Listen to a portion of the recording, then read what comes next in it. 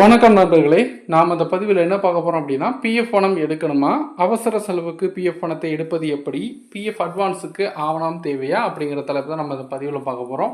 நீங்கள் நம்ம சேனலுக்கு இப்போ தான் வந்திருக்கீங்கன்னா சேனலை மறக்காமல் சப்ஸ்கிரைப் பண்ணிக்கோங்க, கூடவே பெல் ஐக்கனையும் ப்ரெஸ் பண்ணுங்கள். அப்போ தான் நம்ம போடக்கூடிய வீடியோஸ் உங்களுக்கு இன்ஸ்டண்ட்டாக நோட்டிஃபிகேஷனில் வரும். ஸோ வாங்க நம்ம இப்போ வீடியோக்குள்ளே போகலாம். பிஎஃப் என்பது ஊழியர்களின் மாத சம்பளத்தில் பிடித்தம் செய்யப்படும் தொகையாகும். அரசு அலுவலகங்கள் மற்றும் தனியார் நிறுவனங்களில் பணிபுரியும் எல்லா ஊழியர்களுக்குமே பிஎஃப் கணக்குகள் கண்டிப்பாக இருக்கும். ஊழியர்கள் பணியிலிருந்து ஓய்வு பெற்ற பிறகு இந்த பணத்தை திரும்ப எடுத்துக்கொள்ளலாம். தொழிலாளர் வருங்கால வைப்பு நிதி அமைப்பான இபிஎஃப்ஓ இந்த சமூக நலத்திட்டத்தை செயல்படுத்தி வருகிறது. ஓய்வு காலத்தில் பெறும் ஓய்வூதிய நன்மைகள் பிஎஃப் மூலம் ஊழியர்களுக்கு கிடைக்கின்றன.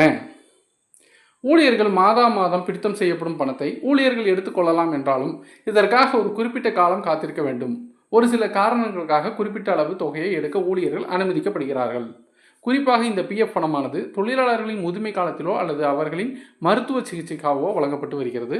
அவசர மருத்துவ செலவுகளுக்கு ரூபாய் 1,00,000 வரை வருங்கால வைப்பு நிதியிலிருந்து எடுத்துக்கொள்ளலாம் என்று 2 மாதங்களுக்கு முன்பு வருங்கால வைப்பு நிதி அமைப்பு அறிவித்திருந்தது.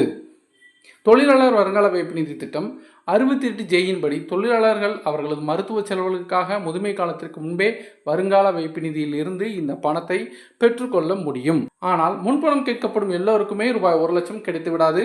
ஒருவரின் அடிப்படை சம்பளம், 6 மாதங்களுக்கான அகவிலை, வருங்கால வைப்பு நிதிக்கு அந்த நபரிடமிருந்து செலுத்தும் பங்குத்தொகை மற்றும் அதற்கான வட்டி, இயந்திரம் அல்லது கருவியின் விலை, எதில் குறைந்த தொகையோ 68J மற்றும் 68N கீழ் அந்த தொகை சிகிச்சை தொகையாக வழங்கப்படும்.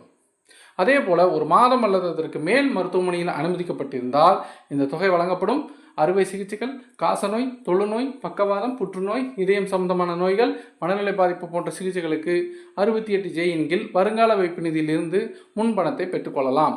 இப்படி பணத்தை பெற மருத்துவ சான்றிதழ் உள்ளிட்ட எந்த ஆவணங்களையும் சமர்ப்பிக்க தேவையில்லை. மாற்றுத்திறனாளிகளும் தங்களுக்கு தேவையான கருவிகள் வாங்க 68N கீழின் இந்த தொகையை பெற்றுக்கொள்ள முடியும். ஆனால் இதற்கு டாக்டர் சர்டிஃபிகேட் வேண்டும் அல்லது வருங்கால வைப்பு நிதி அதிகாரியின் சான்றிதழை ஒப்படைக்க வேண்டும்.